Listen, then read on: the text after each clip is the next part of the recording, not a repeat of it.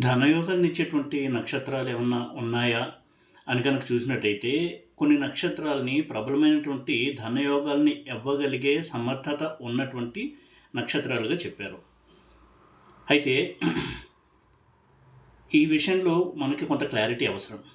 చాలామంది నక్షత్రం అనగానే జన్మ నక్షత్రంగానే తీసుకుంటారు. ఆ నక్షత్రం వాళ్ళకి ధనయోగాలు ఉంటాయి అనేటువంటి అభిప్రాయాన్ని కలిగి ఉంటారు. కానీ ఇక్కడ మనం అర్థం చేసుకోవాల్సింది, ధనయోగ కాంబినేషన్స్ కనుక కొన్ని నక్షత్రాల్లో ఉన్నట్టయితే అవి ఆ ధనయోగాన్ని బాగా వృద్ధి చేస్తాయి.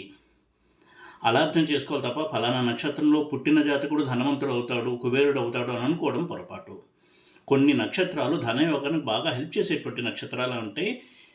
ఆ కాంబినేషన్స్ కనుక ఆ నక్షత్రాల్లో ఉన్నట్టయితే ఈ విధంగానే మనం అర్థం చేసుకోవాల్సి ఉంటుంది. అయితే నక్షత్రాలు ఏమిటి అంటే అశ్విని, భరణి, రోహిణి, పునర్వసు, ఆశ్లేష, మఖ, స్వాతి, చిత్త, జ్యేష్ఠ, ఉత్తరభాద్ర, రేవతి.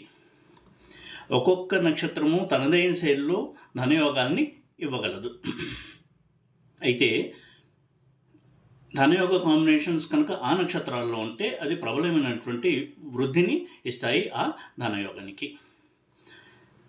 ఎన్నో రకాల ధనయోగాలు మనకు తెలుసు. అవి ఆ నక్షత్రాల్లో కనుక ఉన్నట్టయితే వాటికి మంచిది ఆ ధనయోగాలకి. ఇక అశ్విని విషయానికి వచ్చినట్టయితే సాధారణంగా చాలా సంపన్నులుగా చేయగలిగేటువంటి నక్షత్రం అశ్విని. మంచి హోదా సమాజంలో పలుకుబడి ఇస్తుంది అందులో కనుక రాజయోగం ఉన్నట్టయితే.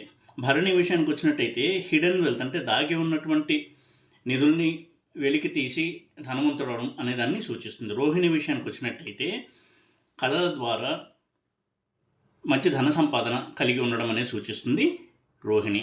పునర్వసు విషయానికి వచ్చినట్టయితే తనకు ఉన్నటువంటి టెక్నికల్ స్కిల్స్ కావచ్చు, ఇతర ఇంజనీరింగ్ స్కిల్స్ ద్వారా ధనాన్ని సంపాదించడము.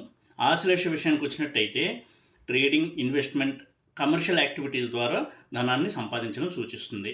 మఖ విషయానికి వచ్చినట్టయితే యాన్సెస్ట్రల్ ప్రాపర్టీ, పితరార్జితం కలిసి రావడము, దానివల్ల ధనవంతులు అవ్వడము ఇలాంటివి సూచిస్తుంది. స్వాతి విషయానికి వచ్చినట్టయితే పెద్ద పెద్ద ఆర్గనైజేషన్స్ని రన్ చేయడము, ఇండస్ట్రీస్ని రన్ చేయడము ఇలాంటి వాటికి దోహదపడుతుంది ఈ నక్షత్రం. చిత్తా నక్షత్రం విషయానికి వచ్చినట్టయితే ఆర్టిస్టిక్ స్కిల్స్ నుంచి, కళల నుంచి, వ్యాపారం నుంచి ధనవంతులు అవడము అనేది సూచిస్తుంది చిత్తా నక్షత్రం. జ్యేష్ఠ నక్షత్రం విషయానికి వచ్చినట్టయితే ఇది కూడా బుధుడు నక్షత్రం కాబట్టి వ్యాపార వృద్ధి ద్వారా ధనాదాయాన్ని ఇస్తుంది. ఉత్తరాభాద్ర నక్షత్రం చూసినట్టయితే కష్టించి పనిచేసి స్వయం కృషి ద్వారా ధనవంతులు అవ్వడం. రేవతి విషయంలో కూడా కొంత ఆధ్యాత్మిక